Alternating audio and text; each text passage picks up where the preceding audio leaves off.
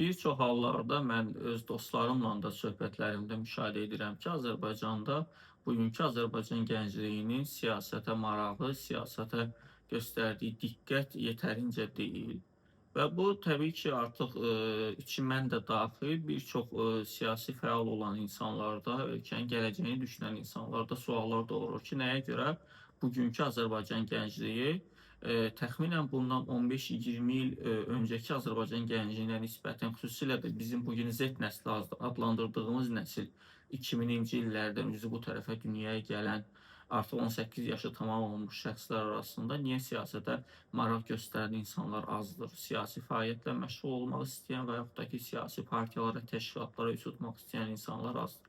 Təbii ki, bunun çox saylı səbəbləri var. Səbəblərdən biri budur ki, bugün Azərbaycanda, ölkəmizdə siyasət populyar deyil. Mən özüm də qohumlarıma, dostlarım, dost ortamındakı söhbətlərimdə və yaxud da ki, digər çevrələrdə danışanda, bildirəndə ki, mən siyasi fəaliyyətlə məşğulam, insanlar buna bir qədər bir müddətlik bir iş kimi və yaxud da ki, keçici bir həvəs kimi yanaşır və insanlara mən ciddi şəkildə əziyyət çəkib anladıram ki, xeyr, bu keçici bir həvəs deyil və yaxud da ki, bu bir neçə illik bir aktivizm dövrü də deyil. Bu mənim sadəcə artıq öz həyatda seçdiyim bir istiqamətdir. Söhbət məndən getmir.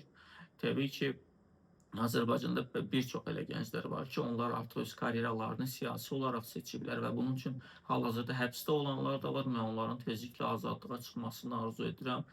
Bir müddət aktiv olub, sonra fəaliyyətini hal-hazırda donduran da var və yaxud da ki, hal-hazırda artıq dayandıran da var və yaxud da ki, siyasi fəaliyyətindən dolayı siyasi təqiblərə məruz qalıblar və buna görə də artıq ölkə xaricinə gedənlər də var. Amma bu say ümumilikdə çox azdır nisbət etibarilə. Bugün Azərbaycanda nə qədər 18-35 yaş arası insanlar var və onların mən deyərdim ki, hətta heç 1% belə, tam əminliklə mən bunu deyirəm ki, heç 1% belə Azərbaycanda siyasi partiyalarda aktivlik nümayiş etdirmir. Siyasi partiyalarda üzv olmağa, orada aktiv şəkildə fəaliyyət göstərməyə səy göstərmir. İndi mən burada söz ardı edib Yeni Azərbaycan Partiyasının gənclərinin istisna hal sayıram. Çünki biz bilirik, Yeni Azərbaycan Partiyasında üzvlər hansı yolla yığılır, universitetlər, tələbə gənclər bəzən heç xəbərsiz formada, hətta bəzən məcbur hallarda mən bunu özümün tələbə olduğu dönəmin praktikasından götürürəm.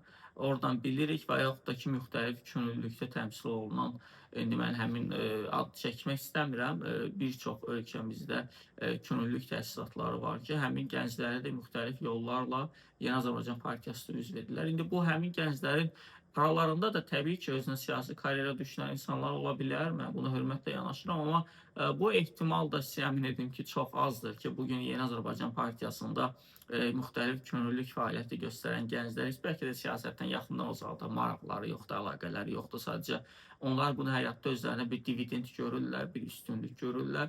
Onlar düşünürlər ki, bu onların karyera yolunda önəmli bir fürsətdir. Bugün mən gedim Yeni Azərbaycan Partiyasında ağ köynəyimi geyinim, müxtəlif fəaliyyətlərlə məşğul olum. İndi mən digər bir partiyanın daxili işlərinə qarışmaq istəmirəm, amma mən o partiyada da müsbət perspektiv görmürəm. Digər gənclər, müxalif yönümlü düşünən gənclərimiz var, kifayət qədərdir. Amma onlar siyasi partiyalara üst tutmur. Çünki bugün siyasi partiyalarımızda uğursuzluq hökm sürür. Mən bunu içi öz partiyam qarışıq deyirəm. Azərbaycandakı siyasi mühit, demokratik və insan haqlarının vəziyyəti, Azərbaycanda söz və ifadə azadlığının vəziyyəti, Azərbaycanda sərbəst toplaşma azadlığının demək olar ki, məhdudlaşdırılmış bir vəziyyətdə. Təbii ki, ölkədəki gənclər artıq çəkincən olurlar. Məsələ çəkinmək deyil təkcə. Mən düşünmürəm ki, Azərbaycan xalqı o qədər çəkinən, o qədər qorxan bir xalqdır. Mən təbii ki, belə düşünmürəm. Mən sadəcə düşünürəm ki, bizim xalq çox adekvat reaksiya verir məsələlərə. Çox götür-qoy edir. Bunun tarixi amilləri var. Mən o məsələyə, o mövzulara daha sonraki videolarımda toxunacağam. Niyə elə düşünürəm? Və ona görə mən hər zaman bu düşüncə olmuşam ki, Azərbaycan xalqı çox ağıllı xalqdır. Azərbaycan xalqı nəyi, nə zaman, necə qazanacağını bilir deyə.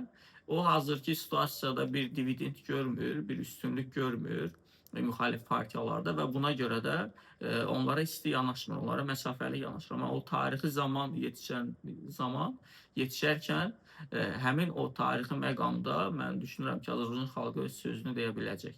Mən həqiqətən bunu səmimi olaraq belə düşünürəm ki, bizim xalq sadəcə gözləmə mövqeyindədir hal-hazırda. Hələ ki nəyəsə dözür, səbir edir. Bərbad iqtisadi vəziyyətdə insanların çox aşağı vəziyyətdə olan dolanışıq səviyyəsinə görə hər gün artan vergilər, hər gün gələn cərimələr və s. və ilaxır kommunal xidmətlərin bahalı qiymətlər, bazardakı bahalı qiymətlər, marketlərdəki bahalı qiymətlər. Amma xalqımız hələ ki bunu susur, dözür, çünki alternativ görmür. Alternativ gördükdən sonra o da olacaq. Amma bugünkü mövzumuz daha çox mən gənclər üzərindən danışmaq istəyirəm ki, gənclər müxalifət partiyalarında, müxalif yönümlü təşkilatlarda olsun və yaxud da fərqi yoxdur.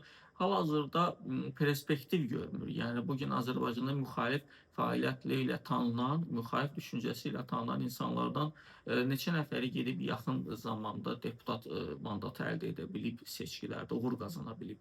Və yaxud da ki, neçəsi bələdiyyə seçkilərində belə uğur qazana bilib. Və yaxud da ki, neçəsi ümumiyyətlə populyarlıq qazanıb. Yəni bugün biz diqqət edin siz TikTok sosial şəbəkəsində və yaxud da ki, digər sosial şəbəkələrdə fərq etmir. Mincir oyundan çıxan, mən indi burada pis ifadələr işlətmək istəmirəm. Siz nə dediyimi, nəyi nəzərdə tutduğumu yəqin ki, anlayırsınız.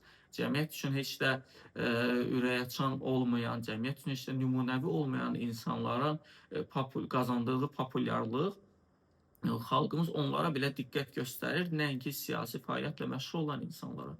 Və burada önəmli bir ifadə mən işlədim, populyarlıq məsələsi. Baxın, bugün Azərbaycanda siyasi çevrədə populyar olmaq belə artıq demək olar ki, qeyri-mümkün görünür.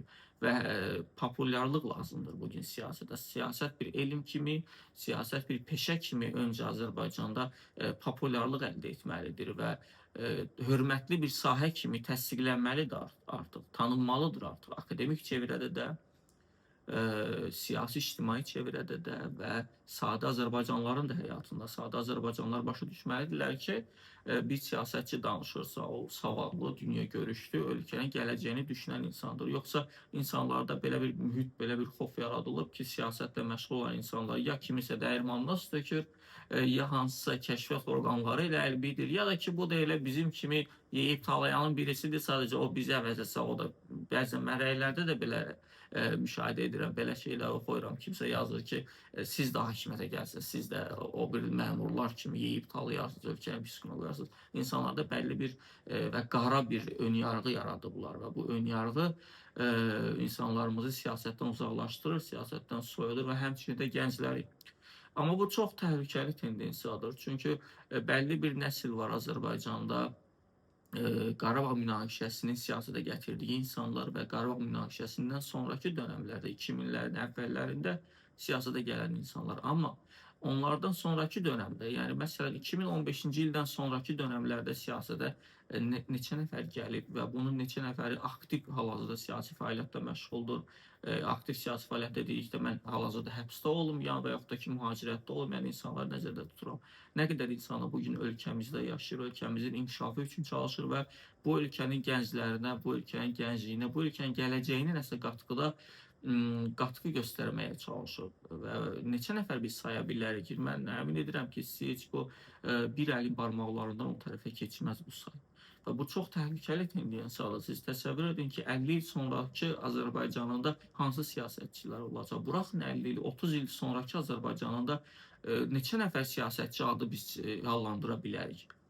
Amma birdən-birə önə çıxan siyasətçilər də cəmiyyət üçün təhlükəlidir axı. Mən şəxsən belə düşünürəm. Və 2040-cı ildə məsələn bir nəfər göydən düşsə, fərz edək ki, gəlsə ki, mən bugündən etibarən siyasi fəaliyyətlə məşğulam, mən özümə partiya quram. Ola bilər bu, təbii ki, demokratiyadır. Kim istəsə partiya qurar, kim istəsə siyasi fəaliyyətlə hər zaman məşğul ola bilər. Yaşının fərqi yoxdur. Amma həmin insanın bir siyasi keçmişi də olmalıdır mənim fikrimcə. Onun siyasi keçmişi, onun şəxsiyyət vəsiqəsi olmalıdır cəmiyyətin gözündə. Onun CV-si olmalıdır, hətta belə də ifadə edə bilərik bunu cəmiyyətin gözündə. Amma bugün Azərbaycanda siyasi fəaliyyətlə məşğul olan gənclərin mən demirəm önünü açın. Mən sadəcə deyirəm ki, həbs etməyin, mən sadəcə deyirəm ki, təqibləri məruz qoymayın. Mən sadəcə deyirəm ki, hansısa kiçik aktiv olan bir gənci dərhal Yeni Azərbaycan Partiyasında iqtidardır deyə ona müəyyən nələrsə tanımaq, güzəştlər tanımaq və yaxud da ki, ona nələrəsə inandırıb ələ keçirmək. Mən burada üz cəlb etmək demirəm, diqqət edirəm, mən ələ keçirmək deyirəm. Və buna ehtiyac yoxdur. Azərbaycanda hər kəs öz dünya görüşünə görə, öz ideoloji baxışlarına görə, öz həyata baxışlarına görə özünə bir siyasi xətt seçməlidir və bu siyasi xəttlə getməlidir. Buna görə insanları həbs etməyə ehtiyac yoxdur. Təkrar qeyd edirəm. Və bir insan ki, əgər cinayət törətməyibsə, öz çıxışlarında kütləvi ixtisaslara, ölkədə hər hansı bir vətəndaş çaxnaşmasına, dini, milli, etnik ayrı-seçkiliyə çağırışlar etmirsə, yəni əməllərində cinayət tərkibi yoxdursa, həmin insanın siyasi fəaliyyətində əngəllər yaradılmamalıdır. Ona iş yerlərindən basılar olmamalıdır, onlara cəmiyyət tərəfindən uzaqlaşdırma halları olmamalıdır. Siyasi təbii ki, təqiblərə görə mən nəzərdə tuturam bunu. Və bu Azərbaycanın inkişafına gətirib çıxaracaq. Azərbaycan gəncləri siyasətdə, siyasi partiyalarda, siyasi təşkilatlarda aktiv artıq iştirak etməlidirlər. Çünki bu ölkəmizin gələcəyi üçün mütləq lazım olan məsələlərdən bəlkə də ən öncüllərindən biridir.